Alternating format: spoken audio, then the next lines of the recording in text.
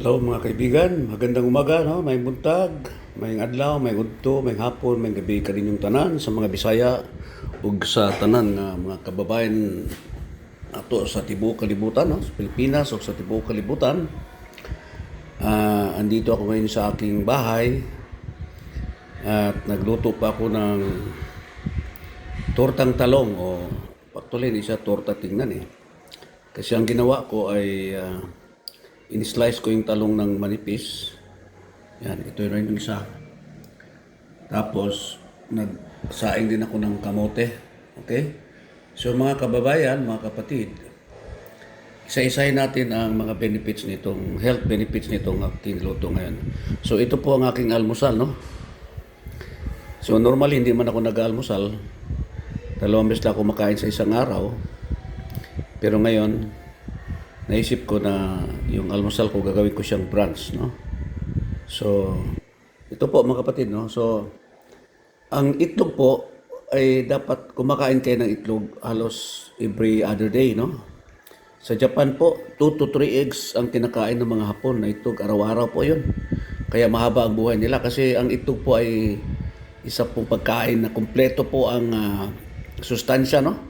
May vitamins, may minerals. Imagine yung isang itlog, parang kinain mo rin yung isang manok. Ganon kasiksik ang sustansya ng itlog. Ang taas po ng protina nito. Tapos mataas din ang kanyang mga vitamins and mineral content. So, meron nga isang nag-egg diet, no? Itlog lang kinakain niya, 4 araw-araw. Walang rice. Pumayat po siya mga kapatid. Pero hindi po siya nanghina kasi itlog po eh. So, tapos, itong talong ay mataas naman ng fiber, although hindi naman siya gaanong masustansya ang talong, but pag hinalo mo sa itlog, siyempre gaganahan ka, lagyan mo ng kunting asin, kunting pampasarap, magic sarap, kung ano mo. Pero kung iba, yung mga magic sarap, then use the natural na lang, asin na lang. Lagyan ng kunting asukal, ganyan, okay? So, ito po yun mga kapatid, oh.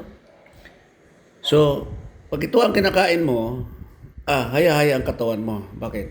Masustansya po ang itlog, mga kapatid. At ang talong ay pangpadagdag lasa at mataas po ang fiber para hindi po kayo constipated, no? Pagdating ng umaga, swabe ang pag umupo ka na sa iyong trono ay swabe po ang maramdaman mo paglabas ng mga dapat ilabas sa umaga. Okay? So dito naman tayo sa kamote.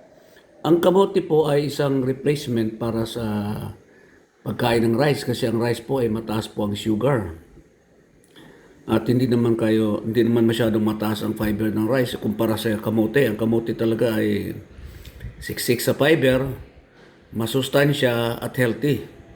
Ang sugar ng kamote hindi siya kagaya ng sugar ng rice. Alam mo ba ang rice ay yung isang kutsarang rice o isang cup na rice ay katumbas ng 10 kutsarang asukal po. Ganun po siya ka taas ang sugar. Kaya yung mga rice eater na mga tao, yung malakas kumain ng rice, ay candidate po for diabetes.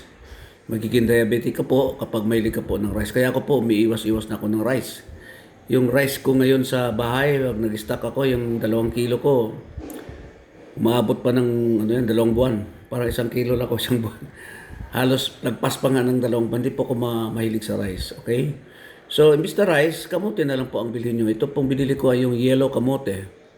Meron din kasing orange kamote yung galing sa China o Taiwan. Ito, galing to ng Taiwan na yellow kamote, no?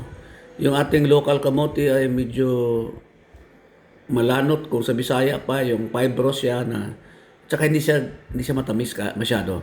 Ikumpara dito sa mga yellow kamote at saka yung orange kamote, matamis po siya. So, mas gaganahan kang kumain, okay? So, yun po, baliin niyo po kumain ng kamote. Doon ako bumibili sa Balintawak kasi mura po ang kamote. May suki pa ako doon, malayo pa lang ako, kilala na ako at si Boy Kamote na, bibili na to. So, yan po, no? Marami pong nabubuhay sa atin, lalo ng mga taong nakatira sa kabundukan.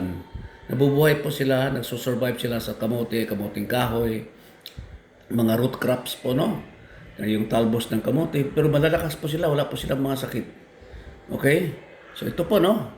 So balikan natin kung gusto nyo mag-almusal o mag-brunch, pwede kayo magluto ng slice talong na maninipis Haluan niyo po ng kamatis, itlog, sibuyas, bawang, at itlog scrambled egg. Okay? So yan po. Pag yan po kinain mo, hayain na po ang katawan mo. The whole day ay malakas ka po. Energized na po ang iyong katawan. Okay? So siguro hanggang dito na lang mga kaibigan. Tandaan niyo po ang aking niluto para kayo ay healthy body.